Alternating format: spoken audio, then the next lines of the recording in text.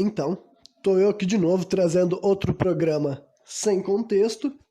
E no programa de hoje eu vou começar falando de música. E em primeiro lugar eu vou falar da banda que tá por trás dessa música, né? É uma banda chamada Sabaton. Sabaton é uma banda de power metal e heavy metal que foi formada em 1998. É uma banda sueca, né? Uma banda europeia de um país escandinavo.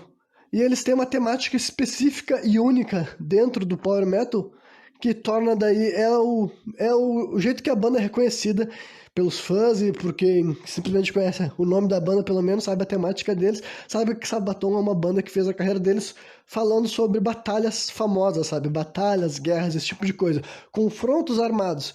Eles compõem músicas, melodias de um ponto de vista, assim, específico de alguém que está vivendo aquele confronto, sabe? Na letra vai ter elementos históricos, vai mencionar figuras, vai mencionar localizações, vai mencionar questões, assim, digamos, hinos de batalha, digamos assim, e não é no sentido assim, folk, mas quer dizer que vai ter frases que tem a ver com sentimento assim, de nacionalismo, patriotismo, de batalha, esse tipo de coisa. Então é uma banda que eu sempre gostei bastante por causa desse sentido, assim, como eles escolhiam retratar uma coisa muito específica, e vocês vão pensar assim, porra, mas tem como tu fazer música desde 1998 sobre esse tema? A verdade é que pelo jeito tem sim. Honestamente eu conheço pouco trabalho da banda em questão assim de proporção, sabe? Porque eles já lançaram bastante disco, acho que 7 ou 8, e eu conheço dois, e um deles que eu conheço é um álbum de 2008, que foi nessa época que eu conheci a banda, 2008, 2009. Quer dizer, eu devo ter conhecido 2009, 2010, mas o álbum de 2008, que o nome desse disco daí é The Art of War, né? A arte da guerra. Todas as faixas dele são falando sobre batalha, sobre guerra, sobre algum confronto armado histórico, né? Conhecido, assim, estudado, digamos assim. E daí também, além disso, o que mais que eu tava falando? Eu acho que eu tava esclarecendo sobre o estilo que a banda toca, o estilo que a banda canta. Ah, não, tá. Se dizer, Renan, mas tem como fazer várias músicas diferentes sobre isso. Pior que tem, porque a raça humana batalhou muito, guerreou muito. Eu, pelo menos até agora, todas as músicas deles que eu vi, sempre a música era realmente sobre algo específico, sabe? Se tu pesquisasse, sempre ia te levar para algum lugar específico. Então a música que eu vou falar hoje, né? Se chama Talvisota, né? Desse álbum de 2008, A Arte da Guerra. Assim, A Arte da Guerra esse álbum todo foi também ainda, o conceito maior dele era o livro do Sun Tzu, né, que eu mencionei recentemente, A Arte da Guerra, então por isso que levava esse nome, né? Então, Talvisota, o que quer dizer essa palavra que eu acabei de falar? A música é cantada em inglês, né? A banda é sueca, mas ela canta em inglês, que é um padrão para as bandas europeias de power metal, né? A única diferença também principal dessa banda, além dela só falar basicamente de confrontos e guerras, é que o vocalista também ele tem uma voz grossa, ele não tem a voz assim, aguda, lírica típica do power metal. A voz dele assim é grave, é um padrão de várias das bandas de power que eu trago, também tem isso, mas não que eu não goste de bandas de power metal com vocal agudo, né? Algumas que eu falo, já falei de Sonata Ártica, por exemplo, eu sei que as bandas mais famosas do gênero têm vocalistas de vocal agudo, mas eu gosto, por exemplo, de Rhapsody of Fire, que tem vocal agudo, por exemplo, mas agora eu já falei de bandas como Power Wolf, que tem essa distinção, e agora tô falando de Sabaton, mas também é que fica legal, quando tem um vocal grave misturado com o instrumental clássico do Power Metal, fica maneiro, né? Mas enfim, depois de ter feito esse esclarecimento, vou voltar a falar sobre a música, vou voltar a falar sobre Talvisota, que essa palavra quer dizer guerra de inverno, sabe? E a guerra de inverno foi um confronto armado entre a Rússia e a Finlândia em 1939 até 1940. Foi uma guerra que durou 3 meses. Então, o programa vai ser provavelmente sobre a Guerra de Inverno, só que daí eu vou começar falando dessa música que já fala sobre a Guerra de Inverno, e depois, quando eu contar um pouco da história, um pouco da pesquisa, porque realmente essa guerra ela é bem famosa no sentido de ter sido bem documentada, tu pode ficar lendo bastante sobre esse tema, sabe? Mais uma vez, principalmente em inglês, mas tu encontra cultura em português sim, né? Já mencionaram em livros e tudo mais, só que né, em inglês vai ter ainda mais conteúdo sobre esse confronto que aconteceu durante a Segunda Guerra Mundial, né? Foi entre novembro e março, né? Novembro de 39 e março de 40, isso já era a Segunda Guerra Mundial já estava em andamento, né? E rolou quando a Rússia invadiu a Finlândia, né? A Rússia tinha exigido que a Finlândia cedesse algum espaço dela ali para a Rússia, porque ela queria ter maior segurança do Leningrado, que Leningrado é o que hoje em dia a gente só chama de São Petersburgo, né? Durante essa época que era a União Soviética, na verdade, né? Tô chamando de Rússia, mas nessa época era a União Soviética. A União Soviética tinha mudado São Petersburgo o nome para Leningrado, e ela queria ter uma fronteira mais segura contra possíveis invasões de outros países. Eles alegavam, inclusive, a Alemanha, por exemplo, não queria que a Alemanha assumisse a influência daquela região e tudo mais. Então, basicamente, ele usou isso como desculpa, né, como razão para eles então tentarem, né, na verdade eles exigiram, né, eles exigiram que fosse cedido, os finlandeses não aceitaram e eles falaram, bom, se vocês não vão liberar por bem, a gente vai aí conquistar vocês, entendeu? Então realmente é um negócio que eu tô simplificando bastante, né? Porque tem várias interpretações, tipo, só que depois eu vou entrar nessas partes agora, eu já tô me perdendo. Tô me estendendo na parte que eu não deveria. Primeiro vamos começar sobre a música, vamos começar sobre a música Talve Sota. Vamos lá, vamos fazer a tradução aqui da letra. E daí, do final de todo esse programa, vocês vão poder me dizer se vocês curtiram o jeito que essa letra foi estruturada. Eu gosto bastante, eu acho a música muito foda. É bem o arroz e feijão do Sabaton, sabe? Essa música é parecida com várias outras músicas que eles compuseram, mas eu gosto de todas elas, porque eles conseguem sempre trazer, assim, um twist histórico maneiro. E a música começa assim, o erguer do orgulho de uma nação, né? Um grito, o erguer do orgulho de uma nação. Em inglês, na verdade, né? Depois a primeira estrofe é assim, russos na rota para arruinar. O Kremlin está mais do que certo de sua vitória. Kremlin, né, é como se fosse assim, o Pentágono russo, tá ligado? É o centro de operações da União Soviética e da Rússia. Daí tá, os russos estão na rota para a ruína, Kremlin está mais do que certo de sua vitória, mandaram um exército pelo oeste. A nevasca tem caído sobre o chão que eles escolheram.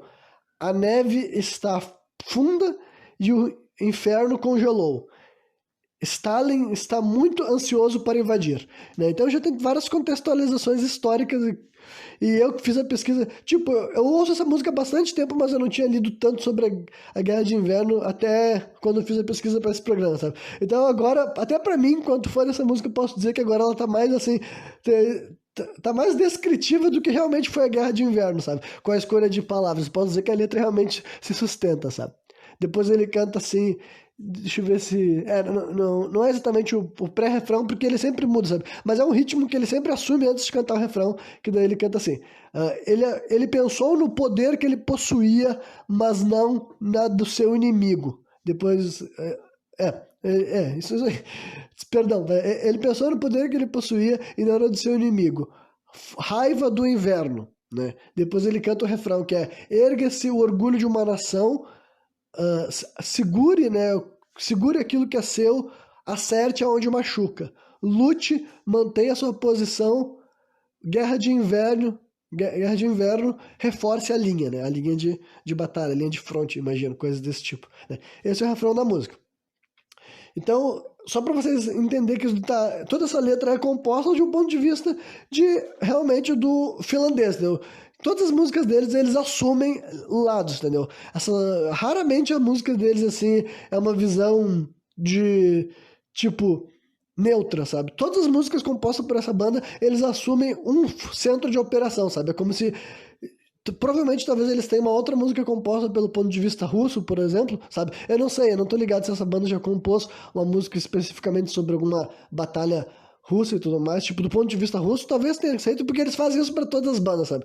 Porque esse é o propósito da banda, eles pegarem, vamos pensar como é que seria uma música composta por alguém que tá nessa posição, sabe? Alguém nesse cenário, dessa música realmente é alguém da Finlândia, justamente porque essa palavra talvisota é uma palavra finlandesa que eles usam para falar da Guerra de Inverno. Então é para imaginar o que um finlandês escuta quando ouve essa palavra, talvisota, sabe? Enfim. Aí esse foi o refrão da música, né? E depois ele vai pro segundo estrofe daí da música, que é assim: separe-os em divisões pequenas. Arranque deles as suas visões de conquista. Táticas de Moltke. Moltke é uma tática que eu já vou esclarecer para vocês, que eu também não sabia disso até fazer pesquisa para isso. Eu não sei o que eu achei dessa palavra a primeira vez que eu li ela aqui nessa letra, né? Mas agora eu sei exatamente o que é Moltke. Táticas de Moltke é uma estratégia que em inglês é descrito como pocket, que basicamente o que eu entendi é tu conseguir pegar um batalhão e dividir ele em vários pedacinhos, daí tu impede com que a pessoa consiga sair, tipo assim, não tem como o cara sair do lugar onde tu isolou ele, a não ser que ele passe pela a tua linha, sabe? Ele não tem como voltar para a base dele, pro reforço dele, ele tá isolado de comunicações amistosas, entendeu? Então é isso daí. Táticas de Moltke foram utilizadas para grande resultado. Snipers se movem sem serem vistos no meio da neve. forçam eles a recuar e reagrupar. Depois a última frase é lute contra, como posso dizer assim, a invasão russa e o que eles estão exigindo, né? Depois ele vai para aquele momento que eu falei que ele canta como se fosse um pré-refrão, mas ele muda a letra e ele canta assim: com coquetéis Molotov em mãos, sem medo dos tanques, morte pela glória. Daí depois ele canta o refrão, né? Erga-se o orgulho de uma nação, segure aquilo que é seu, acerte onde machuca. Lute, segure sua posição, guerra de inverno, reforce a linha. Depois daí ele vai para um solo curto, que os solos dessa banda costumam ser curtos, costumam ser breves, essa música não é comprida, ela tem tipo 3 minutos e 30, que eu sei que pra hoje em dia já é uma música longa, né? Mas pro padrão do rock e do metal não necessariamente é uma música longa. E depois daí ele canta uma curta bridge que ele fala assim...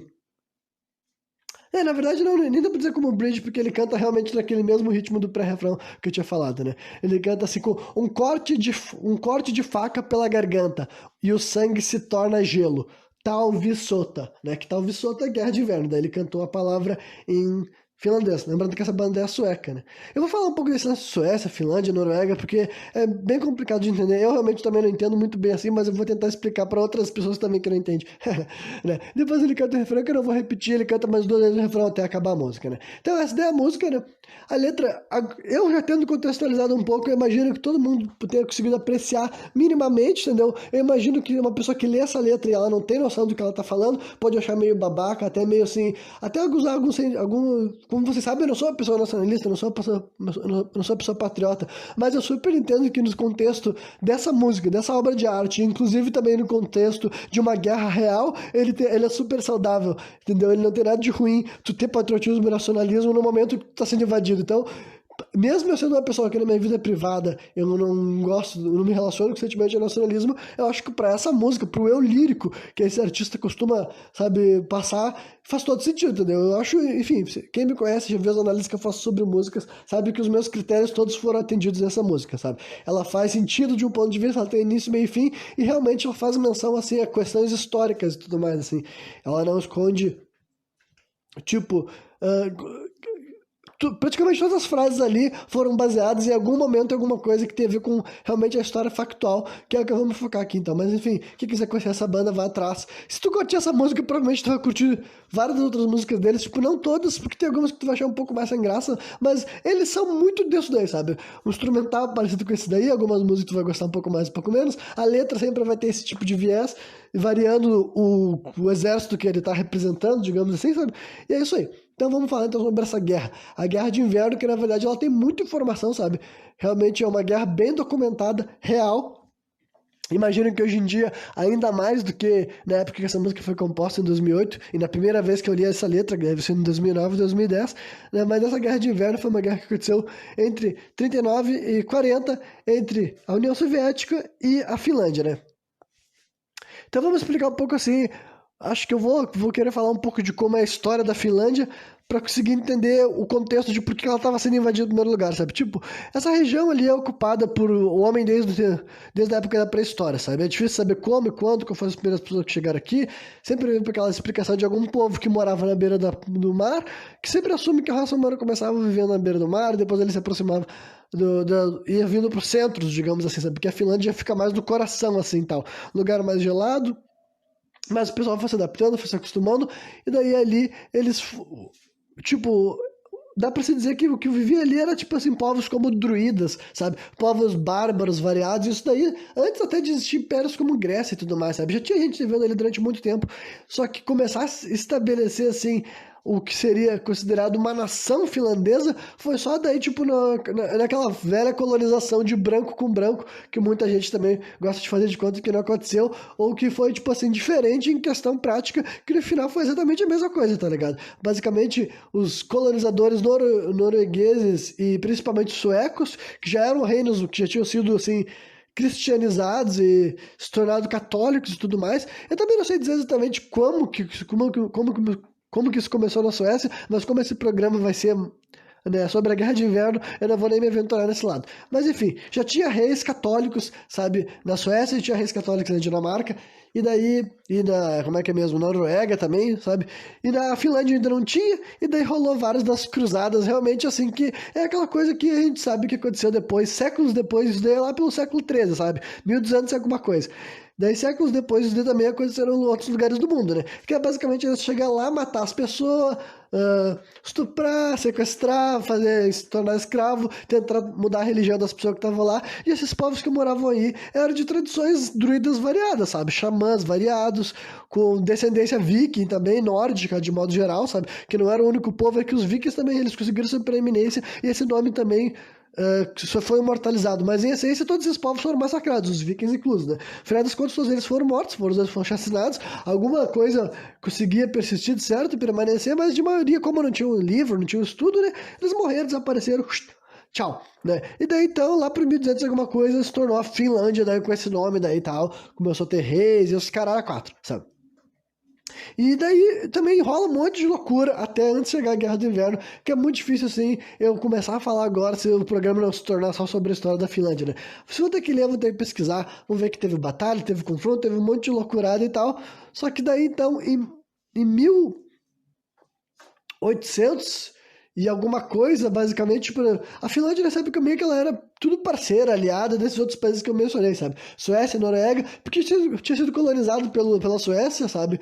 A diferença é que tinha um rei em cada um desses lugares diferentes, sabe? Pra ter uma, tipo assim, não ser só um rei que mandava em todos esses reinos, cada um deles tinha um rei, mas não é como se eles fossem inimigos, sabe? De vez em quando eles batalhavam, de vez em quando eles faziam aliança, só que daí no final também teve a tal de Grande Guerra do Norte, essa daí eu vou mencionar, que foi uma coalizão assim, da Rússia, que já existia enquanto o Império Russo já, isso lá em 1700, sabe? Ou 1800, não me engano, acho que é 1800, começo do século XIX, sabe? Começo do século XIX, quase 100 anos antes da guerra que eu vou contar pra vocês hoje, sabe?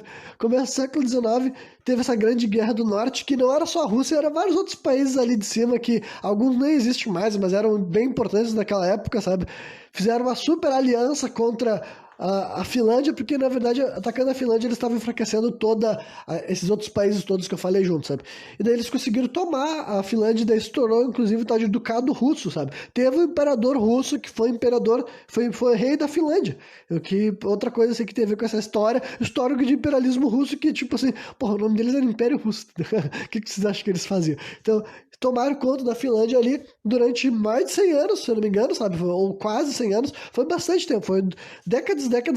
Só que é aquela coisa, sabe? Não é porque o teu rei é russo que isso mudou o sentimento de nacionalismo das pessoas. No final das contas, existia ainda o sentimento de patriotismo a parte do rei. Não importava que eles pertenciam à coroa, ou... vou chamar de coroa russa, pra simplificar, sabe? Não é... Que isso fazia com que eles deixassem de se sentir, assim, finlandeses, sabe? E finlandeses já tinham certas distinções em questão, assim, dentro deles, culturalmente, já tinham distinções, dependendo de qual desses países nórdicos e escandinavos tu fazia parte, né? Daí, moral da história, quando rolou daí a Revolução Bolchevique lá dentro da Rússia, a Rússia já estava fraca, a Rússia já estava desestruturada, porque estava tipo, o Império Russo estava mais preocupado em sobreviver às próprias questões de dentro do que do lado de fora, e daí quando os comunistas chegaram ao poder, eles falaram, olha só, quem quiser, queiram estar feliz com o fato de que pertencia ao Império Russo, pode agora, então, declarar a sua independência e tal. E a Finlândia foi um desses países que aproveitou essa oportunidade, né? Teve uma guerra civil finlandesa nessa época, porque daí, quando as pessoas falam que o poder tá livre, o que acontece? O pau come, entendeu? Aí teve combate entre conservadores e liberais e comunistas lá da época, entendeu? Isso 1910 daí, agora 1915, já tá chegando perto de onde vai acontecer a nossa guerra, sabe? Por isso que agora estamos avançando na história, pelo menos. Enfim, aí eles pegam assim e conseguem daí se resolver aos trancos e barrancos, mas pra vocês verem como a história da Finlândia também como país independente também é bem recente, sabe? E daí ele se tornou um país ali por essa época, presidente, rolou essas coisas e tudo mais e tal, só que daí um pouco antes de ser deflagrada a Segunda Guerra Mundial, teve um acordo, rolou um pacto de não agressão entre a Alemanha nazista e a União Soviética. Essa é outra coisa importante que muita gente se esquece, que foi basicamente o que fez que a Segunda Guerra Mundial tipo, ganhasse bastante força mesmo foi o fato de que esses dois países que eles tinham poder, eles sabiam que tinham poder, eles falaram que eles não iam tipo, eles não iam atirar um no outro, sabe? Isso praticamente garantiu a segurança de cada um. Ah, tá bom, então se eu não tenho que me preocupar com a Alemanha, eu vou ver o que eu vou fazer e o que a Alemanha pensou mesmo daí pelo ponto de vista dela, sabe? E o que comprova ainda mais que tem gente que odeia essas, tipo, porque é um fato factual, sabe? As pessoas que tentam distinguir tanto a Alemanha da Rússia, sabe? Se esquece que eles literalmente negociaram a divisão dos países do leste europeu ali. E quando eu digo literalmente, é literalmente. Esse pacto deles tinha uma cláusula secreta que, tipo assim, era secreta porque só era sabido pelos oficiais alemães e os oficiais russos, eles não divulgaram isso para outras pessoas, porque nessa época a Rússia ainda fazia parte da Liga das Nações, a Alemanha não, por causa que ela já era nazista nessa época, sabe? Mas, tipo, abertamente nazista, no caso, Hitler já estava no poder e tal. E daí, então, já a Rússia fazia parte da Liga das Nações, que era tipo a pré-ONU, sabe? Antes de ser formado aquilo que nós conhecemos como ONU.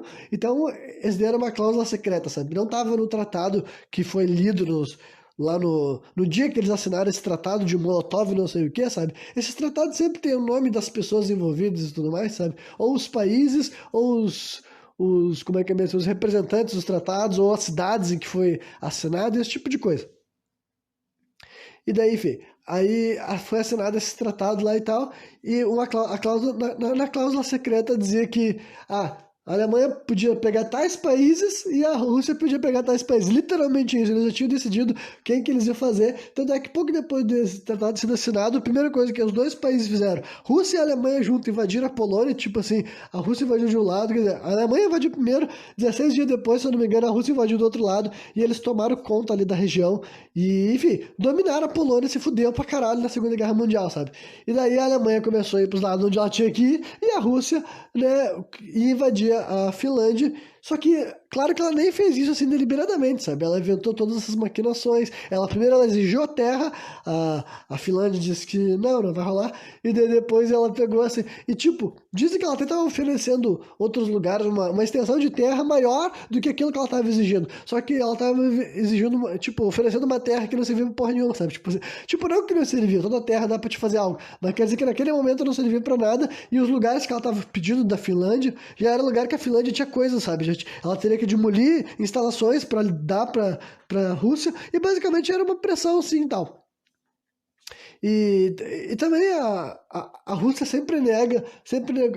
tipo, nega que eles pretendiam realmente dominar 100% da Finlândia, só que o fato de existir essa cláusula secreta, que hoje em dia não é mais secreta, todo mundo já sabe, mas eu quero dizer que na época era secreta, praticamente denuncia que eles pretendiam, sabe? Eles só praticamente não dominaram porque teve que rolar guerra, teve que rolar batalha, que de modo geral, só pra dar o spoiler do final da guerra, digamos que a Rússia venceu, mas foi um fiasco, sabe? Todo mundo ficou tipo assim, pô, Rússia, olha o fiasco, porque pensa que foi uma guerra de 3 meses, sabe? Em questão de comparação com o que tá acontecendo na Ucrânia, hoje em dia, que eu falei, dá pra traçar vários paralelos entre essas questões, sabe? Honestamente, sem forçação de barro, vocês vão ver que dá pra traçar vários paralelos. Eu vou tentar traçar alguns aqui com vocês ao longo desse programa, sabe? Mas o que era semelhante era principalmente a posição da Rússia sobre essa questão.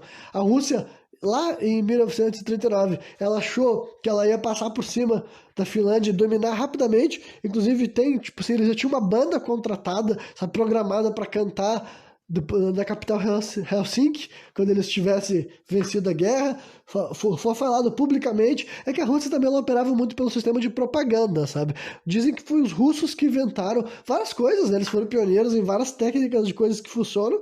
Essa é outra verdade sobre a Rússia, que gostando ou não gostando, eles foram tipo, funcionais em mostrar, olha o que tu pode fazer pro mundo, e uma das coisas que eles inventaram foi esse sistema de propaganda, sabe? O que até hoje em dia nós pensamos como propaganda. Essa ideia de fazer os panfletos, a escolha de cor e de arte, eles sabiam passar mensagens por um panfleto, por uma coisa que eles lançavam, e eles faziam muita propaganda sobre várias questões ideias que eles queriam promover, e eles conseguiam promover, sabe? Eles conseguiam fazer as pautas que eram inventadas na propaganda russa, propaganda comunista, digamos assim, se tornavam reais em todo mundo que tinha acesso, porque eles foram os pioneiros em fazer o que hoje em dia a gente sabe o que as pessoas querem fazer contigo, né? Que é colocar ideias na tua cabeça. Então, né, por que eu tô falando tudo isso? Porque antes da batalha começar, já os chefes da operação, né, já estavam falando que em 2 semanas estaria resolvido, teria parado o carro pela Finlândia, tá ligado? E, honestamente, isso daí não era vindo a troco de nada, né? Recentemente, nessa época daí, a Rússia tinha vencido uma guerra não declarada contra o Japão ali naquela parte da Sibéria e tudo mais, né? Que durou cerca de 10 dias, e tinha alguns outros confrontos nesse período assim e tal. Tinha algumas razões para considerar. E também é claro que toda essa prepotência vinha no fato de que a Rússia é um exército muito maior, né? Em prática, pessoal, em essência, guerra muitas vezes funciona assim por questão matemática, sabe? O ponto é o quão fácil foi, né? E várias vezes o que é considerado um fracasso é quando tá com a vantagem esmagadora e tudo se dá muito pior, sabe? Isso foi o que aconteceu, isso daí, sabe? Essa batalha foi assim, visto como um vexame internacional pela Rússia, não só porque, tipo, se ela foi expulsa da Liga das Nações, mas essa coisa ela não se importava, sabe? Mas pra você ter uma ideia, a performance do Exército Vermelho foi tão ruim que muita gente fala que foi graças a essa operação que um ano e pouco depois, né, a Alemanha iniciou a Operação Barbarossa, que foi ela tentar invadir a União Soviética, que a gente sabe que isso também, no final das contas, foi a ruína de Hitler, entendeu? Mas foi graças ao o fracasso que foi essa tentativa de dominar a Finlândia, que era um país, sabe? Em questão de números, eu vou dar pra vocês essa questão dos dados, sabe? O que tinha diferente, assim, que era isso que a Rússia achou que ela ia, tipo assim, realmente ela achou que em 2 semanas ela ia passar o carro por cima da Finlândia, e como eu falei, demorou 3 meses e pouco, que é bastante, né? Em questão de proporção. Amanhã tá, tipo, acabou de fechar 31 dias, se eu não me engano, ontem, que tá rolando a invasão da Ucrânia, então já é um mês já, que já é muito mais tempo, dá pra dizer que isso já é o começo de um indicativo que a Rússia tá, mais uma vez, entrando numa coisa que ela achava que ia acontecer rapidamente e não tá sendo rápido, mas amanhã, no sábado, parece que vai ter uma nova reunião entre a Rússia e, quem sabe, negociar um tratado de paz, que pode ser que termine assim e tal, só que daí no final, quando sair dados, que a gente vai ver o quanto que isso foi de gasto, de prejuízo, sabe? Então, a Rússia, de modo geral, ela conseguiu o que ela queria no final desses 3 meses e meio, né? Só que todo mundo viu que, porra, deu uma bosta aí, Rússia, se deu muito mal, sabe? Mostrou uma desorganização também entre os aliados. A França e a Inglaterra não conseguiram chegar em acordo de como que elas queriam se envolver, porque elas queriam ajudar, mas elas não conseguiram entrar em acordo, sabe? Mostrou que a Alemanha tinha um poder de influência sobre a Noruega e a Suécia, que eram os dois países que mais poderiam ajudar a Finlândia, e não ajudaram, simplesmente porque esses dois países já tinham uma boa relação com a Alemanha, e eles estavam meio que, tipo assim, foda-se a Finlândia, tipo assim, tô de boas com a Alemanha, que pau no cu da Finlândia. Então, tipo assim, no final rolou todas essas coisas que foi que essa guerra de inverno teve repercussões grandes, sabe? Porque dá pra dizer que 3 meses, cara, de uma guerra, de um confronto com números mesmo de batalha, sabe? É bastante coisa, sabe? Foi realmente um grande período na vida dessas pessoas, né? Que rolou uma verdadeira guerra, um verdadeiro combate assim e tal, né? A guerra ia acabar em março de 1940, né? Os 3 meses e meio depois de ter acabado, basicamente. Depois de ter começado, né? Depois de ter acabado, né? Opa. E aqui eu vou ler para vocês aqui basicamente alguns números, né? Que eu deixei anotado assim e tal. As forças, em questão de números de soldados que a Finlândia possuía, sabe? Os números variam entre 300 e 340 mil soldados, né? Pessoas, homens, né, que poderiam lutar confrontos no país. 300 a 340 mil soldados. E o que a Alemanha não, o que a Rússia estava levando lá, né, a União Soviética estava levando para invadir, os números variam entre 425 mil a 760 mil. Então, tipo assim, se essa é uma grande variação, né? Se for 760 mil, a vantagem era muito maior, era praticamente, não, eu digo, é mais do que o dobro, e se fosse 425 mil, pode ser assim, com menos de 100 mil de diferença, talvez, né? Então varia bastante. Mas o que é indiscutível era a diferença em questão de armamento bélico mesmo de grandes proporções. Essa palavra é minha ruína, né, gente? Isso me marca. Proporções. Aí, né? Enfim, para você ter uma ideia aqui, ó, tanques da Finlândia eram 32 tanques da União Soviética. Os números variam entre 2.500 até 6.500 tanques, sabe? Então, 32 para 2.000 faz muita diferença. E a aparelhagem aérea, sabe? A Finlândia tinha menos de 150 naves, de modo geral, sabe? E, compensação, a Rússia possuía mais de 3.000, quase 4.000, né? O número, na verdade, aqui. Então, o exército da Rússia era muito melhor equipado. Inclusive, no começo da guerra, a Finlândia sequer tinha munição para todos os soldados deles. Então, as armas com munição só ficavam nas mãos dos caras que realmente iam pro combate. O reservista tinha que ficar desarmado, sabe, esperando a arma voltar, a munição voltar. Só que vocês vão ver que, no final das contas, nada disso vai impedir de ter rolado vários capítulos, assim, embaraçosos, sabe, de um ponto de vista. Vocês vão ver que realmente tem várias explicações reais de por que a Rússia não conseguiu a vitória fácil que eles imaginavam assim, que teria. Né? Aqui também tem os números de como é que foi o resultado final da guerra, mas eu vou esperar para chegar neles. Acho melhor ir desenvolver primeiro a narrativa, né? Então, só pra. Eu já expliquei basicamente assim, os contextos que levou assim, o ataque a acontecer. O motivo final da Rússia, tipo, rolou uma coisa que as pessoas, muitos especialistas da história, dizem que foi, tipo assim, uma invenção Rússia mesmo assim e tal, que começou a aparecer pessoas feridas na fronteira entre os dois países, né, que eles faziam fronteira, Finlândia e a Rússia, pessoas oficiais russos, entendeu? E daí começaram a usar isso como desculpa para dizer que eram finlandeses sendo agressivos e que ia rolar uma invasão militar, né? A maioria das pessoas concordam que foi que se tratou assim de... A Finlândia já estava nos projetos de invasão da Rússia e ele inventaria qualquer motivo para tentar invadir, sabe? A União Soviética era isso que ela faria. Embora várias outras pessoas negam isso daí, sabe? O próprio Vladimir Putin, a última vez que ele falou sobre esse assunto, que foi registrado, ele, acho que foi em 2013, se eu não me engano, ele mencionou que o que aconteceu na Guerra de Inverno foi porque... como é que é mesmo? A, a Finlândia tinha, tipo, mostrado uma deslealdade e tudo mais, sabe? Quase sempre vários discursos, assim, o russo entra nesse viés dizendo que países dos arredores dele estão sendo, assim, leais, né? Eles estão mostrando ser subordinação ao imperialismo estrangeiro, sabe?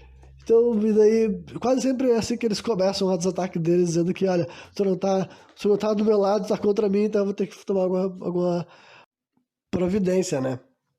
Mas enfim, é isso aí, sabe? É engraçado que recentemente a Rússia tinha passado por essa tal revolução, né? Que deveria ter mudado tudo da água pro vinho. Inclusive, mais recentemente ainda, tipo, em 38, se eu não me engano, eles tinham passado pela o Grande Expurgo, sabe? Que, pra quem não sabe, daí foi quando realmente o comunismo pegou e matou, começou a matar muito mais gente. Quando eu digo assim, o comunismo, eu vou até retificar o que eu falei, sabe? Não foi o comunismo que matou, foi basicamente as ordens do Stalin, mas como o Stalin solidificou o poder dele em 38, envolveu ele matar, inclusive, muitos comunistas que tinham grana, entendeu? Tem muita gente que relativiza, inventa cenários, inventa situações, mas basicamente não, cara. Ele simplesmente matou um monte de comunista que tinha grana. Inclusive, o que isso acarretou? Acarretou num grandíssimo enfraquecimento do exército que tinha feito ele chegar ao poder, entendeu? Porque o Stalin chegar ao poder, ele teve muita ajuda de comunistas. Em primeiro lugar, comunistas que estavam de fora da Rússia, sabe? Por exemplo, comunistas que vinham em outros países europeus, até na Finlândia, por exemplo, sabe? E também foi muito assim apoiado por comunistas ricos, assim, pessoas que acreditavam no discurso do Stalin, sabe? Só que quando ele chegou no poder, uma das coisas que ele fez foi realmente assim, matar todo mundo que tinha grana, que tinha estudo, que tinha tido uma vida de gozava de privilégios financeiros, sabe? Basicamente foi isso que ele fez, e quando ele fez isso, literalmente ele fez com que vários pontos da nação ficassem devasados, porque, tipo, ele não tinha pessoas qualificadas para ocupar as posições das pessoas que ele tinha acabado de assinar, sabe? Inclusive no exército. Quando começou essa guerra de inverno, sabe? Que era a primeira grande guerra que a Rússia teria declarado desde que tinha rolado o Grande Expurgo, entendeu? Todas as outras batalhas que a Rússia tinha vencido antes disso, ela estava com soldados muito melhores, muito competentes, muito mais experientes, que conheciam muito mais o que estavam fazendo, sabe? Agora, quando foi começar, assim, a Guerra de Inverno, três dos cinco marechais da antiga Rússia, sabe? Estavam mortos, entendeu? Tinham sido mortos no Grande Expurgo. Então eles só tinham dois dos caras que realmente eram marechal. Então, né, só pra vocês terem uma ideia, isso no altíssimo escalão, sabe? Imagina o que foi acontecendo em vários outros pontos da área da sociedade. A verdade é que o Exército Vermelho não era tão eficiente quanto ele tinha sido antes do Grande Expurgo, sabe? Esse processo que o Stalin fez deixou o exército mais fraco e isso mostrou na prática, sabe? Esses rapazes que ele estava levando, muitos tinham muito menos experiência de batalha, muitos eram ambiente do proletariado, mas isso era o objetivo dele. Ele não era, tipo, Stalin não era assim, o ignorante, ele sabia o que isso ia acarretar, só que ele estava querendo maior lealdade, ele queria pessoas que ele com certeza poderia confiar, sabe? Só que também o que ele criou fez o pessoal ser uma verdadeira massa de manobra, no sentido que eles foram enviados pra guerra pra morrer, sabe? Essa guerra foi vencida na base, assim, dos números. Foi basicamente, assim, a Rússia está vendo que ela tem muito mais vida pra gastar do que a Finlândia, e ela não se importava de deixar a Rússia ir acumulando corpos, sabe? Literalmente vai morrendo, morrendo, morrendo, morrendo, que uma hora acaba a bala deles, uma hora a gente ganha no cansaço. Foi assim que foi a postura da Rússia nessa maior parte da batalha, porque eles não tinham, assim, a superioridade estratégica da região. Vamos falar algumas coisas assim interessantes, ou pelo menos assim curiosas sobre a geografia, sabe, da Finlândia, sabe? É um país bem pequeno e tal. Então, para começar, ele também era um país assim muito assim selvagem, no sentido mais assim literal da palavra, sabe?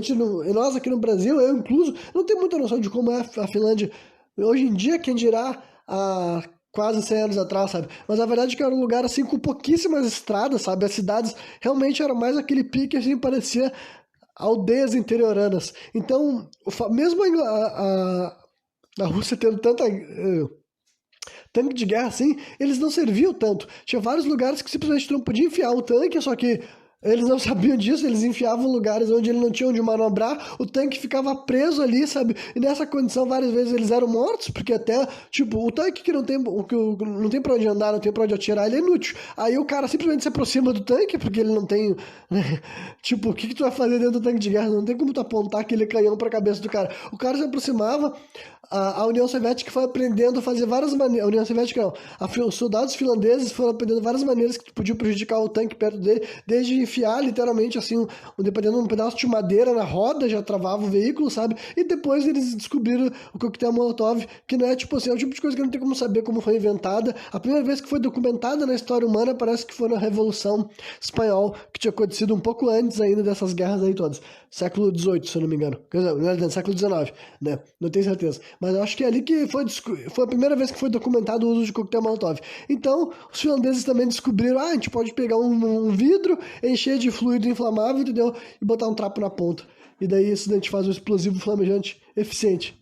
Então, né, eles aprenderam a fazer os coquetel Molotov, por isso que a música menciona os coquetel Molotov, que é real. Para vocês terem uma ideia, até uma empresa estatal lá da Finlândia de bebidas alcoólicas, que já existia na época, ela manufaturou garrafas especificamente só para ser usado como explosivo, que vinham junto na embalagem, vinham junto o fósforo. Então era realmente assim, o Estado falou, vou produzir coquetel Molotov para vocês jogar nesses soviéticos aí, tá ligado? Então é doido, né? Mas enfim. E daí, outras coisas também, assim, por que tem esse nome de guerra de inverno? Obviamente que foi travado no inverno, e no inverno severamente rígido. Aí tu vai dizer assim, Renan, mas os russos também não estão acostumados com frio. Bom, na verdade não, né? A Rússia é gigantesca, né? A União Soviética é maior ainda, e justamente por temer, né? Como o Stalin, né, era fissurado nessa história, assim, de lealdade, bem fácil de imaginar por quê, né? Ele traiu todo mundo que... Todo mundo não, mas ele traiu várias pessoas que confiam nele, né? Então, com certeza, ele tinha medo que alguém traísse ele também. É de se imaginar que essas figuras de poder sejam todas paranoicas. Então, o Stalin era paranoico com essa coisa de traição, então ele não mandou nenhuma pessoa da região ali para a batalha. Então, literalmente, ele trouxe várias pessoas, tipo, os soldados que estavam sendo enviados para aquela invasão eram gente de outros pontos da Rússia, não os mesmos pontos ali daquele lugar, sabe? E várias dessas pessoas não estavam acostumadas com o inverno tão frio. Para vocês terem uma ideia, aquele inverno foi especialmente severo, as temperaturas eram entre menos 20 e menos 40 graus Celsius, sabe? Nossa temperatura daqui, não Fahrenheit, sabe? Entre menos 20 e menos 40. Então, sim, muitos russos não aguentavam aquele frio, sabe? Eles nunca tinham sentido algo daquele tipo na pele, sabe? Simplesmente assim, aconteceu muita queimadura de frio, né? Que em inglês é frostbite, Vamos concordar que é uma expressão muito melhor, né? Do que queimadura de frio, assadura de frio. Mas aconteceu um monte de gente se passou muito mal, ficou doente, se fuderam, se fuderam. Não estavam preparados, sabe? Não conheciam o terreno, sabe? É um lugar, que nem eu falei, selvagem, muita floresta, muito pântano. O que evitou, na verdade, o que ajudou um pouco é que os pântanos, muitos estavam congelados, mas é floresta, é neve, não tem estrada, sabe? É um lugar difícil de se locomover. Para vocês terem uma ideia, uma coisa que é cultural de sobrevivência da Finlândia é que todo mundo sabe esquiar, sabe? É importante tu saber esquiar, porque tu pode precisar esquiar a qualquer momento, sabe? Simplesmente porque se tu não souber esquiar, talvez seja impossível de tu se locomover caminhando, ou tu vá simplesmente demorar muito para sair do meio da neve e morrer. Então é cultural saber esquiar, principalmente naquela época, sabe? E como o serviço militar era obrigatório no país, entendeu? Todos os homens que pudessem participar sabiam esquiar, e isso era uma tática muito eficiente que os russos não conheciam, sabe? Eles perdiam muito tempo com os veículos grandes deles, tipo, não que os veículos nunca serviram, claro que teve alguns pontos de invasão que serviram, sabe? Justamente foi explorando esses pontos de fraqueza, sabe? Mas a Rússia tentou invadir de vários pontos ao mesmo tempo, sabe? Mandando várias divisões para vários lugares, e vários desses ataques foram fracassos, literalmente, sabe? Tipo assim, eles perdiam muito tempo, gastavam muito recurso, o que permitia também que os finlandeses roubassem munição deles, entendeu? A Finlândia só conseguiu lutar essa guerra graças à munição roubada, literalmente, sabe? Eles já tinham. Felizmente as armas russas da época usavam a mesma munição das armas que eles tinham lá, que eram mais antigas, mas eles teriam munição, né? Que já serviria melhor uma arma antiga com munição do que arma nenhuma, né? Então eles pegavam munição e várias outras coisas, eles roubavam equipamento russo regularmente, sabe? Era uma coisa assim normal, depois que tu, sabe que quem joga jogos, sabe aquela coisa que tu mata teu adversário, tu vai lá e pega o loot, era realmente assim que eles estavam acostumados a operar durante esse tempo daí e tal, né? Então, por exemplo, tem até um desses confrontos que é um dos mais famosos quando esse sentido assim é, é fiasco e tal. Deixa eu ver se eu encontro aqui. Lá, que eu faço algumas anotações, né?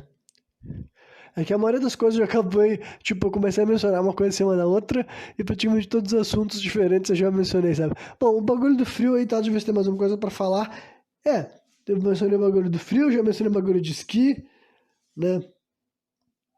Já mencionei o bagulho que ficaram muitas pessoas doentes, né? Táticas de guerrilha, que basicamente, assim, táticas de guerrilha são pra exemplificar gente invadindo, realmente entra correndo, pulando, atirando, sabe? Só que de uma forma assim organizada, ordenada, sabe? E os finlandeses faziam isso demais justamente porque eles estavam confortáveis com a região. A maioria dos russos ali, para começar, vários deles nem eram soldados com muita experiência, e a maioria deles, ou todos eles, nunca nem tinham pisado naquela região. Então volta pra tecla de que tu conhecer, sabe, o lugar onde tu vai estar lutando, sabe, a velha história de que defender é melhor que invadir, outra vez se mostra a verdade, e a outra coisa também é aquela velha história de moral, entendeu?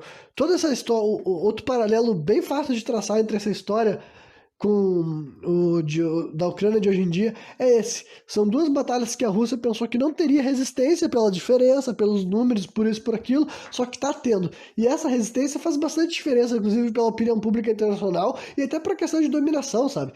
Os caras falaram, um dos argumentos que as pessoas tentam defender é o fato da Rússia não ter dominado a. Tipo assim, se a União Soviética quisesse dominar a Finlândia, por que depois que eles venceram a guerra, que eles venceram, no final dos contos eles venceram, entendeu? O tratado de paz veio com um monte de exigência da Rússia, sabe, de várias coisas que ela tirou, tipo 9% do território finlandês e vários outros lugares assim que eles conseguiram uma série de benefícios, sabe? Pegaram várias naves, assim, navios, melhor dizendo, assim, embarcações militares tiveram que ser dadas para eles, eles venceram a guerra, eles conseguiram um acordo com benefícios para eles envolvendo cessar-fogo, sabe? Só que daí fala, então se a Rússia quisesse dominar a Finlândia, depois disso eles tinham dominado. Depois que eles já tinham feito isso daí, tipo assim, não seria verdade, porque daí eles teriam que continuar estendendo a batalha, sabe? Eles conseguiram cessar fogo, tiveram vantagem, tiveram tudo, mas a guerra parou, entendeu? Agora, se eles tivessem tentado mais uma vez, sabe? Ia continuar o pau comendo. Ele viu que, tipo assim, ia ser desgaste, ia ser trabalho. E tem outra questão também que envolve o final da guerra, que já tava realmente, já tinha, nesse momento, depois de 3 meses de guerra, finalmente, já estava confirmado que a França e a Inglaterra tinham conseguido entrar em acordo com os homens, as pessoas que iam mandar, sabe?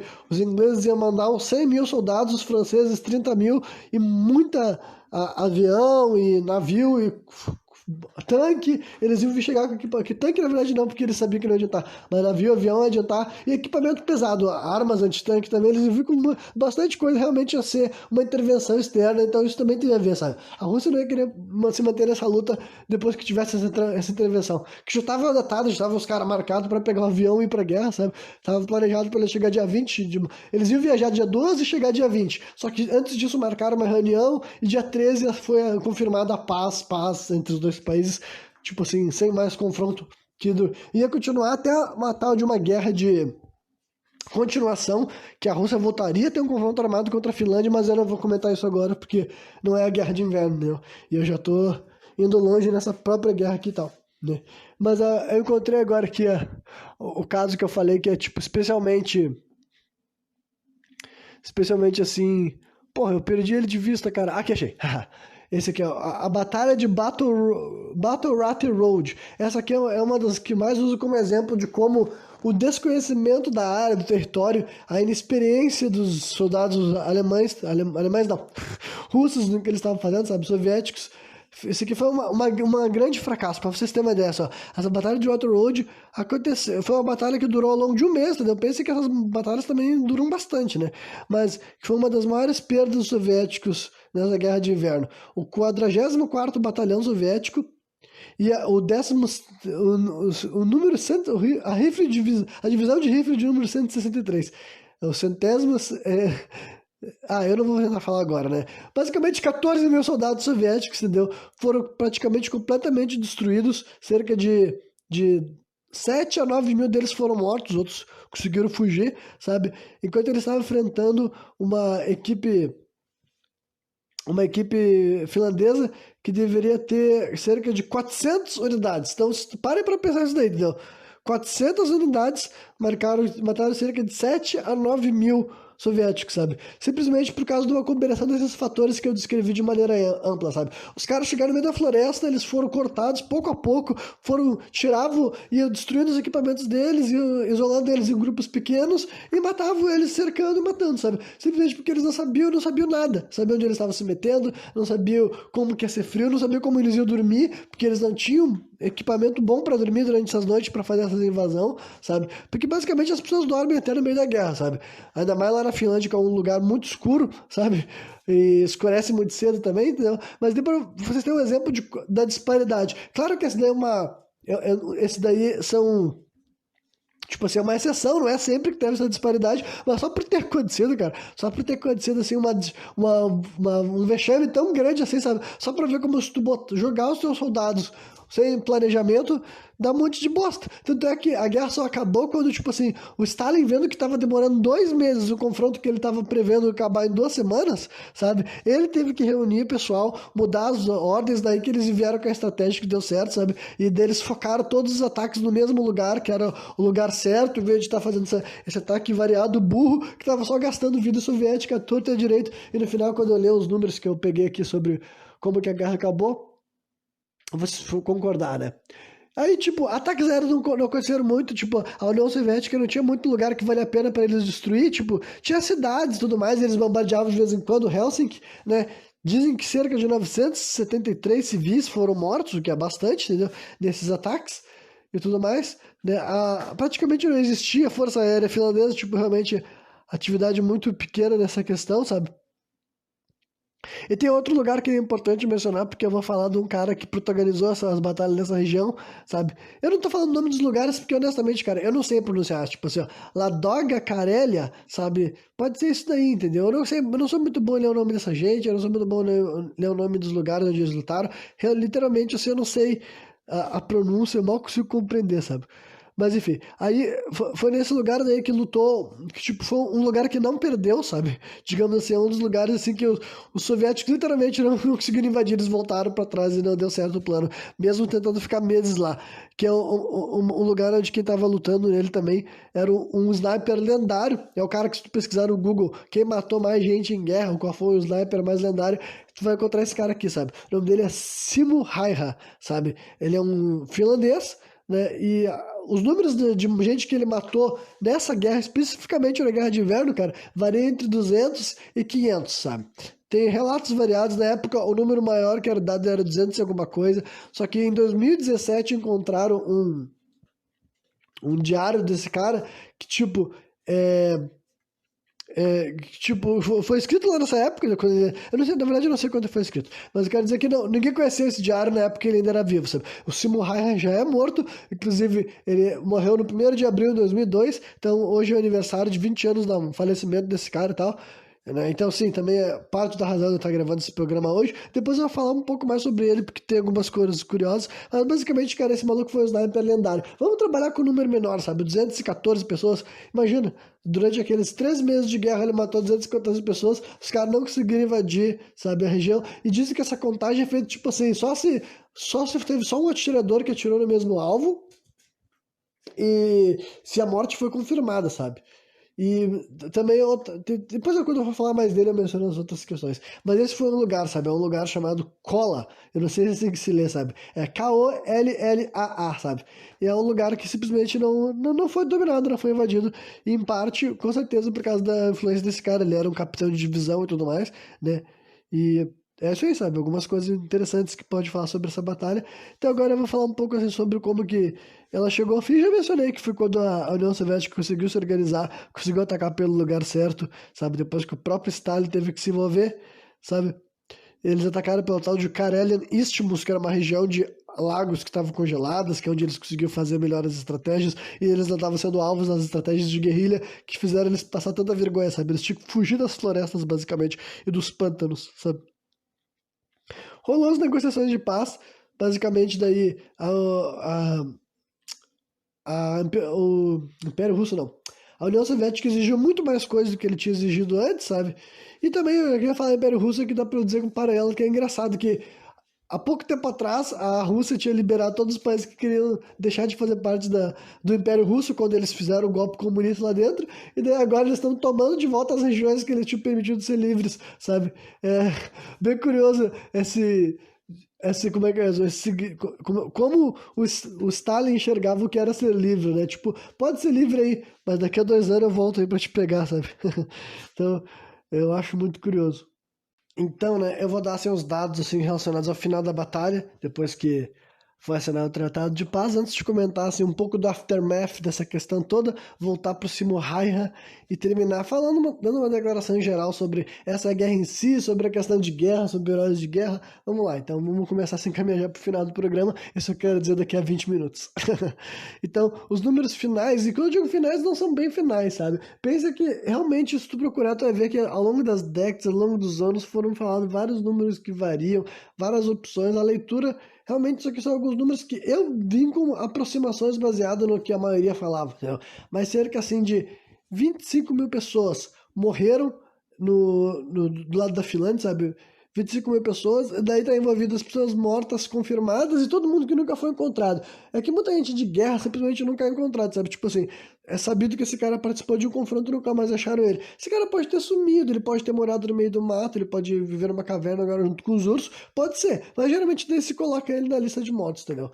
Então, só para você ter comparação, no lado da Rússia, esses números variam entre 126 mil e 167 mil, somando os mortos e os desaparecidos, né? Opa! Foi mal. Então você pode ver que a diferença de quase 100 mil mortos a mais, cara. Basicamente a diferença que eles tinham nos exércitos, sabe? Era o quão mais disposto a Rússia estava em gastar a vida humana, sabe? Nas interações dele. Porque de modo geral foi uma guerra, foi um grande fracasso para a Rússia, mesmo eles tendo vencido, sabe? É aquela cara assim, mission complete, you failed, sabe? Porque foi basicamente assim, né? Aí tem o número de tem gente que foi capturados também, entendeu?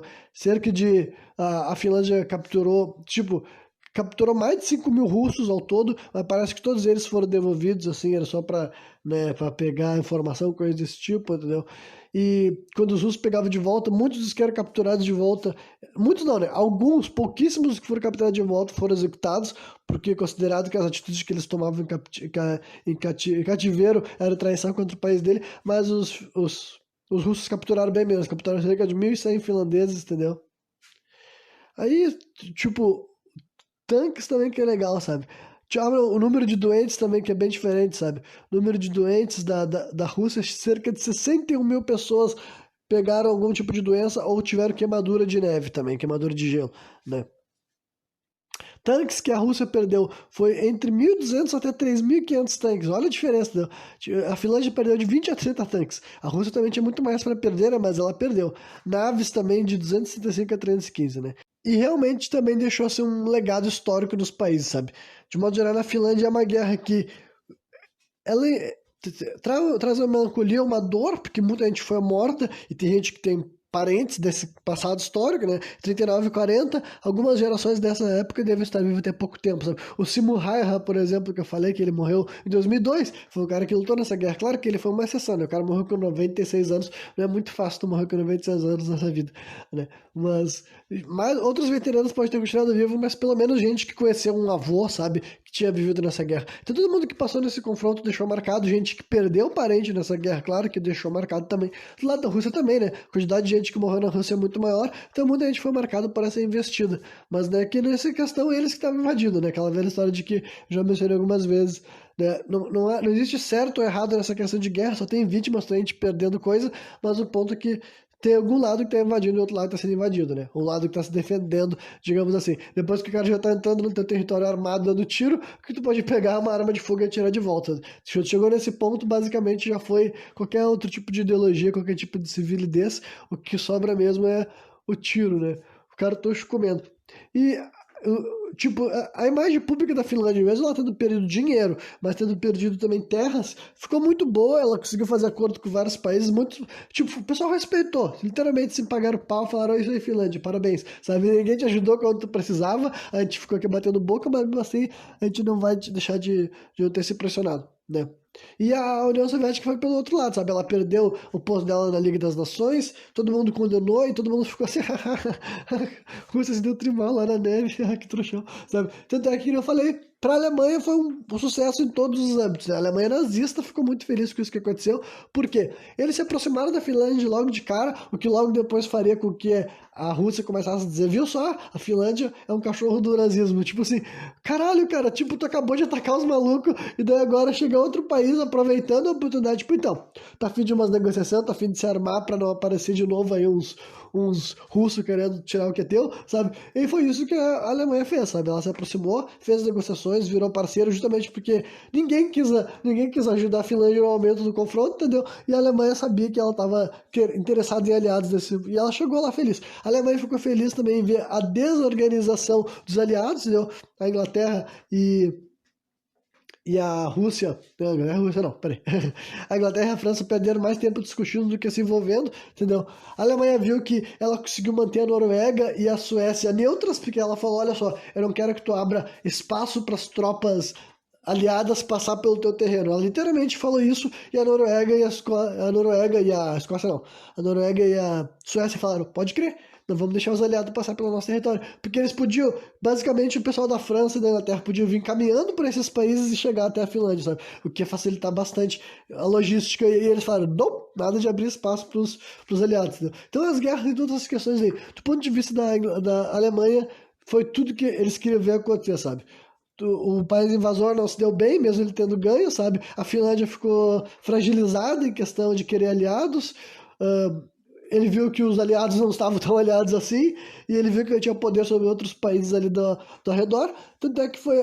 E também foi graças a isso que o Hitler orquestrou o plano que seria o fracasso dele, né?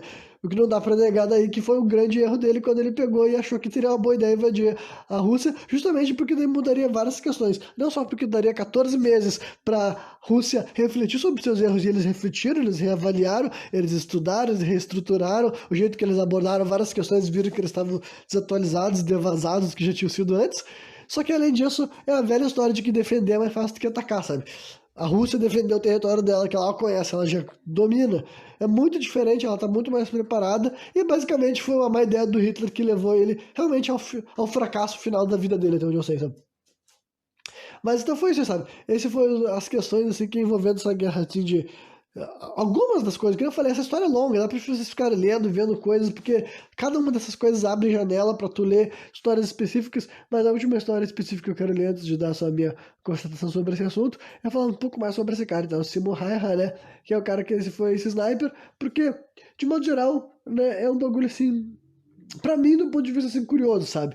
Aquela coisa de que eu não vou condenar um soldado por fazer aquilo que ele estava mandando a fazer. Mas todo mundo que sabe que eu não sou uma pessoa que, tipo, eu acredito em reencarnação, eu acredito em vida após a morte, eu acredito em karma. Então, é óbvio que do meu ponto de vista, assassinato não é algo legal, mesmo que em contextos de guerra, contextos de batalha. Até dá pra entrar numa explicação que eu não vou entrar hoje, que é esse negócio. Eu até vou fazer um programa sobre o karma no assassinato, talvez, sabe? Eu não vou nem me aprofundar nisso nesse momento, porque tem questão de armas. Como será que é diferente um assassinato, tipo assim, feito à mão, feito com arma? Como é que muda essas questões? Outro programa fala sobre isso. Mas esse cara, então, ele matava várias pessoas, mas, tipo assim, usando como coach algo que ele mesmo colocou nas memórias dele, quando ele disse que ele matou mais de 500 pessoas na guerra lá, ele fala, ao começo da lista ele dizia que essa era a lista dele de pecados. Entendeu? E abaixo disso ele colocava os nomes porque ele pegava as identificações das pessoas que ele matou, né? Então, tipo assim, essa é a lista de pecados. Então, é um bagulho que não sou eu aqui que tenho esse. Eu não acho que eu tô nessa posição, sabe? E nem quero me colocar nessa posição. Então, sim, tipo, de modo muito assim, subjetivo, eu considero assassinato errado. Mas agora, não é essas coisas que eu quero falar aqui, né? Eu sei que esse cara ele era um soldado, ele tinha uma função e ele exerceu de uma maneira excepcional. Mesmo que não seja os 500, mesmo que seja 200 pessoas, ainda assim colocaria ele no topo da lista de sniper, sabe? 3 meses com uma taxa assim de acerto muito grande, entendeu?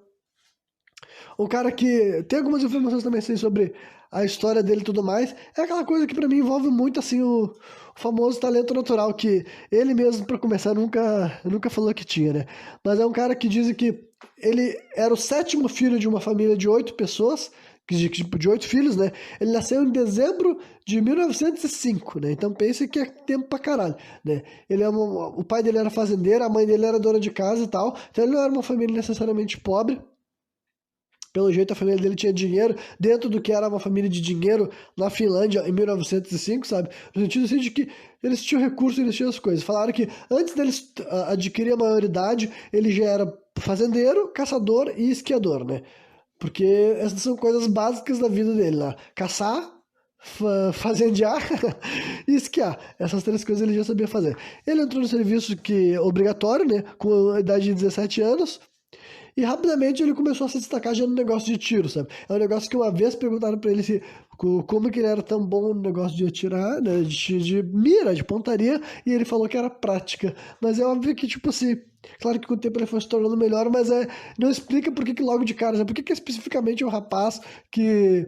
Sabe, um rapaz que deveria ser parecido com vários outros rapazes da Finlândia, inclusive os irmãos dele, sabe? Por que essas coisas assim funcionam pra um, funcionam pra outros? Por que dos 8 filhos daquela família, só um se tornou o sniper mais famoso do mundo, sabe?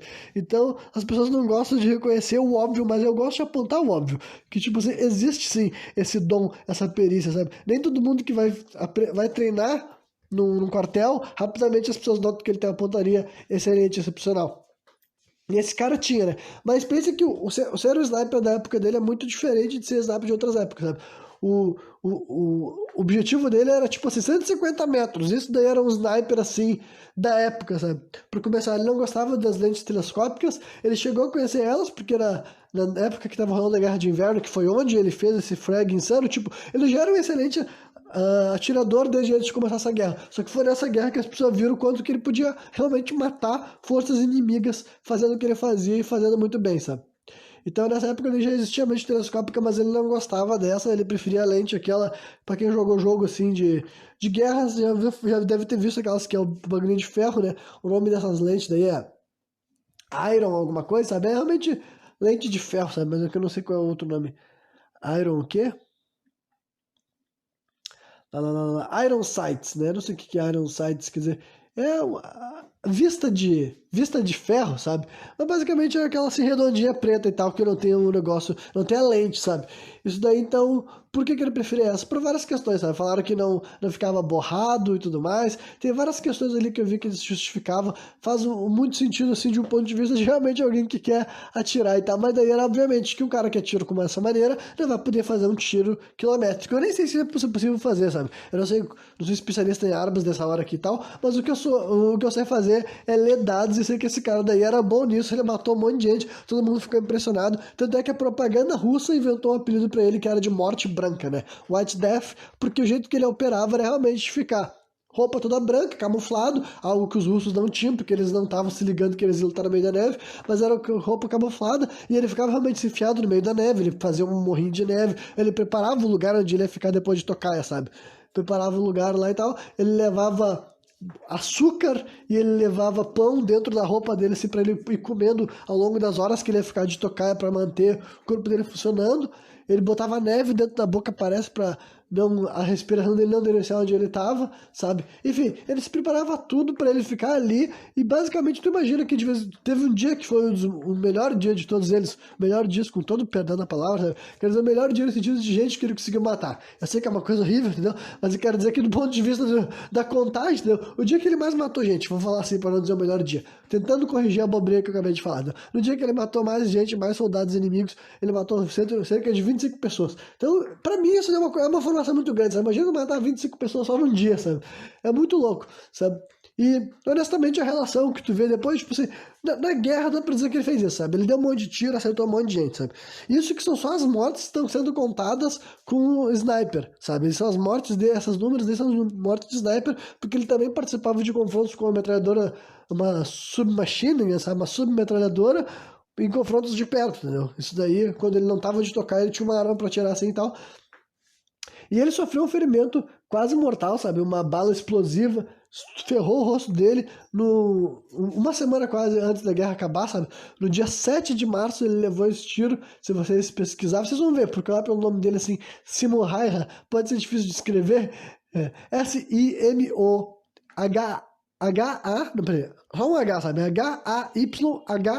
Hayha, né? Ou vocês podem só procurar White Death, sabe? Morte branca, vai aparecer dele. Ele tem um rosto bem ferrado mesmo, esse ferimento daí marcou ele pro resto da vida dele. Tipo, ele conseguiu aquela imagem que a gente vê dele ali depois de 20 cirurgias, porque foi um tiro no rosto dele que ferrou o rosto dele mesmo, depois de arrebentar pedaços da bochecha, dos ossos dele e tudo mais. Realmente, ele teve que passar por várias cirurgias só pro rosto dele ficar tipo, reconstruído, não dá nem pra dizer que voltou a ter um aspecto natural, porque jamais vai ter, sabe? Então ele sofreu um ferimento assim mortal ainda pra deixar ele com uma cicatriz inesquecível, sabe? E ele foi dado como morto, inclusive, só que um dos soldados dele encontrou ele ainda se mexendo dentro do... Ele estava inconsciente, mas se mexendo no meio dos mortos. E daí ele foi levado para o hospital, e daí no dia 13 de março, que é quando foi declarada a paz, ele se acordou, né? Meio também assim, poético, né? Também uma coisa desse tipo. E depois disso ele se recuperou, entendeu? Ele queria participar da guerra de continuação, que eu não vou falar sobre ela agora, que aconteceu entre 41 e 44. Mas não deixaram, falaram que agora era melhor viver. Ele é aquela coisa, ele passou por aquele processo de virar um herói de guerra, sabe? Ele ganhou medalhas, ele foi condecorado, ele ganhou medalhas, inclusive, que, tipo, nessa época ele era um oficial não remunerado, entendeu? Porque ele realmente era do baixo escalão. Mesmo ele já tendo algum tempo de exército, ele não tinha, tipo assim, nesse caso não daria pra dizer que provavelmente ele não era realmente, assim, um burguês, algo desse tipo, mas ele era um cara muito competente, sabe? Dá pra ver que, imagina que ele deveria ser alguém da classe média da época, sei lá. Sei que ele foi um cara que ele fez bem o que ele tava fazendo lá na hora, que era matar gente, né? Por mais horrível que seja. E daí depois disso ele teve uma vida pós-guerra. E é curioso de apontar a vida pós-guerra dele, sabe? Falaram que demorou muito tempo pra ele se recuperar por completo da lesão, que, tipo assim, parou de doer no caso. Ele não teve, no final da vida dele já não tinha mais dor nenhuma, só que a aparência dele nunca mais voltaria, assim, ao completo normal, né? Ele ganhou uma casa dada pelo governo num lugar afastado lá, entendeu? Fica, inclusive, próximo da Rússia, mas não aconteceu nada com ele não desenvolveu doença, ninguém atacou ele morreu, que eu falei, com 96 anos de idade, das famosas assim, causas naturais, né? Mas ele foi um cara que sofreu muita gente odiava ele sofria muita ameaça de morte, ele foi muito julgado também por finlandeses do futuro, sabe? Tipo assim, finlandeses que nasceram 20, 30, 40, 50 anos depois da guerra e enxergavam nele como uma pessoa ruim pelo histórico dele de ter matado um monte de gente, sabe? É tipo assim, o finlandês de hoje em dia lá, ultra progressista, tá julgando ele do passado, mas tipo assim, porra, eu acho que todo mundo tem que ter aquela coisa de entender de contexto, né? E no final das contas, ainda mais que dá pra ver claramente que ele é o tipo de pessoa que ele não vivia em paz com aquilo que ele mesmo fazia, sabe? O jeito que ele se comportava, o jeito que ele falava, ele procurou tratamento psicológico também. Ele foi um cara que ele exibiu todos os sintomas de qualquer pessoa que passou por o que ele passou, sabe? Ele não era um cara que tinha, assim, prazer em ter se tornado o que ele se tornou. E não digo nem que ele fez errado em ter feito aquilo, não. É só um efeito da guerra. A guerra em si é ruim, mas eu não gosto de criminalizar o indivíduo, entendeu? Porque ele estava só fazendo aquilo que ele deveria, no sentido assim, de ter obrigação, né? Aí ele morreu com 96 anos, né? E ele raramente, tipo, quer dizer, ele já tinha falado um pouco sobre as experiências dele em alguns momentos, tipo assim, ele nunca tinha falado muito, mas ao longo da história as pessoas conseguiram mapear, basicamente, que ele sentia remorso de ter matado tantas pessoas, né? E daí ele disse, eu fiz o melhor que eu podia, quer dizer, eu fiz aquilo que eu poderia da melhor forma que eu poderia. E não existiria nenhuma Finlândia, a não ser que eu e várias outras pessoas tivessem feito isso, né? E dizem que ele passou os últimos anos dele, ele vivia numa casa de repouso para veteranos de guerra mesmo, né? Em Hamina, que é um lugar da Finlândia, né? E ele morreu em 2002, foi enterrado na cidade natal dele. Ele nunca foi casado, ele nunca teve filhos, essa é outra informação interessante. Com certeza ele deve ser. Minha opinião é que esse cara ele realmente passou o resto da vida dele inteiro, sabe? Desde os anos 40, com muitos problemas psicológicos e emocionais compreensíveis relacionados à vida que ele teve, sabe? Então eu acho que, no final das contas, é isso que a gente consegue falar sobre o que, que é um herói da guerra e da guerra em si, sabe? Só vou ler mais algumas coisas, tipo assim, só pra comentar que tem uma música de Sabaton sobre o Simo Häyhä, que é a música White Death, né? Morte Branca.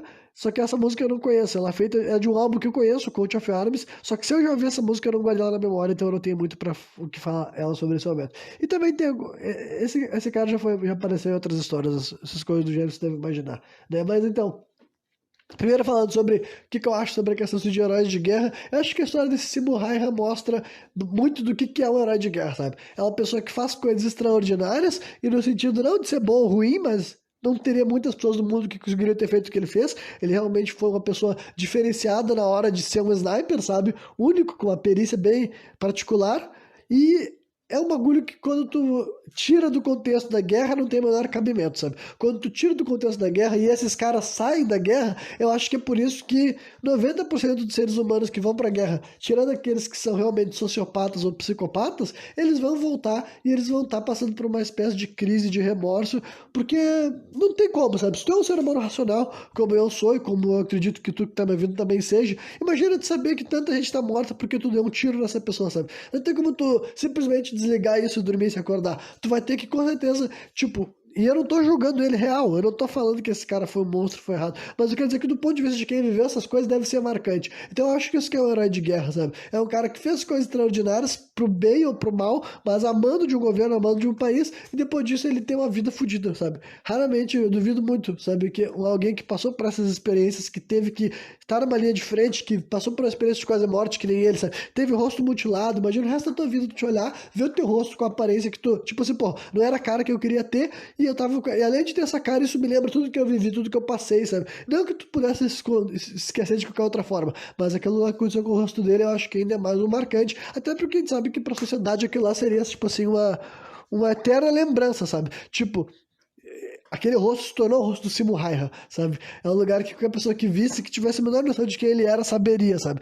Ia tirar pra ele com o pé da ideia de anonimato, de algum dia poder esquecer aquilo que ele passou. Eu não acho que ele esqueceu, infelizmente, daí é só uma análise assim, que eu tô refletindo psicologicamente sobre o que eu entendo, sabe? Sobre o que eu sei da cabeça humana, sobre o que eu entendo do que esse cara passou e das poucas informações que eu tenho sobre ele. Me parece que ele foi um ser humano que ele viveu muitos anos em sofrimento, em remorso, talvez, espero que ele tenha conseguido se apaziguar, espero que ele tenha conseguido paz, sabe? Espero, se ele buscou, ele tenha encontrado em alguma fonte, sabe? Porque se ele viveu 96 anos, cara, ele viveu bastante. Ele não se suicidou, com certeza, ele com certeza também não fazia abuso de nenhuma substância, pelo menos nenhuma substância que leva à morte, sabe? Não se tornou alcoólatra, não se tornou viciado em várias drogas que levam a overdose. Que tipo de vida que ele fazia, o que ele lia, o que ele acreditava, se ele era agnóstico, ateu, espiritualizado de alguma maneira. Enfim, eu não sei, cara, mas esse cara viveu, ele pensou, ele refletiu e parece ter sido uma vida, na minha opinião, bem sofrida, sabe?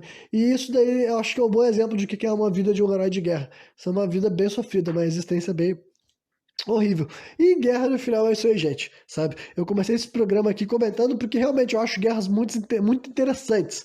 São interessantes, tem informações interessantes, fatos interessantes, situações extraordinárias. As pessoas fazem, falam e agem de uma maneira extraordinária dentro daquele contexto, pro bem e pro mal, entendeu? Mas eu acho interessante. Mas isso não quer dizer que eu não condene, entendeu? Assim como eu acho muito legal o trabalho desse artista, eu acho que ele ilumina, eu acho que ele bota histórias para as pessoas pensar, sabe? Talvez tenha um pouco, de vez em quando, seja um pouco enviesada, mas é que todas as guerras foram trabalhadas através de um viés, entendeu?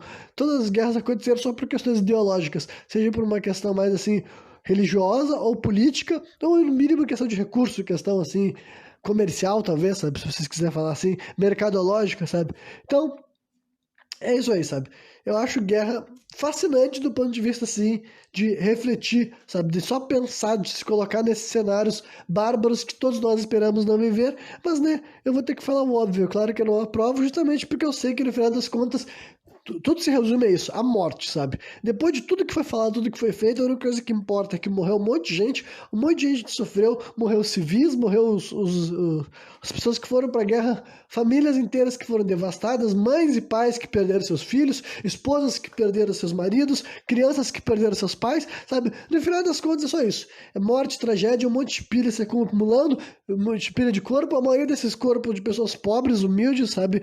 E, enfim, é isso aí, sabe? Então, guerra, no final das contas, cara, eu sei que é simplesmente assim, as pessoas que decidiram travar essas batalhas não travaram elas, entendeu? Quando a Rússia decidiu invadir, não foi o Lenin, que não foi o Lenin, não foi o, o Stalin, e hoje em dia não é o Putin que chega lá com um fuzil dando tiro. Ele simplesmente toma a decisão e fica lá no Kremlin de boa, esperando vendo o que vai acontecer, sabe? E isso vale pra qualquer outra pessoa que já decidiu travar uma guerra no mundo, sabe? É simplesmente muito escroto, é muito fácil tu decidir que tu vai comandar uma batalha, sendo que não é tu que vai ter que lutar, sabe? É muito fácil tu dizer que o filho dos outros vai ter que morrer, a mãe dos outros vai ter que ficar chorando, sabe? O pai dos outros vai ter que ficar chorando por causa da decisão que tu tomou.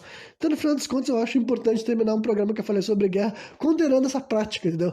Mas, ainda assim, ela não deixa de ser interessante, não deixa de ter várias informações pra gente pensar e entender como que essas coisas acontecem, porque, infelizmente, essa guerra aconteceu 80 anos atrás, mas eu acho que a gente tá passando por um momento que tem bastante contexto, tem bastante coisa a ver, e talvez se ela continuar se estendendo, os paralelos se agravem, se aumentem, né? Mas eu ainda torço que amanhã haja um cessar-fogo, entendeu? Simplesmente porque, por isso, por valorizar a vida, entendeu? Por entender que a guerra só resulta em morte, e honestamente não, eu prefiro que as pessoas parem de morrer por causa de questões ideológicas e políticas tomadas por uns líderes malucos, sedentos por poder, né? E é isso aí, quem me viu até o final, espero que tenha curtido, e qualquer dia eu tô de volta novamente, trazendo mais um programa sem contexto.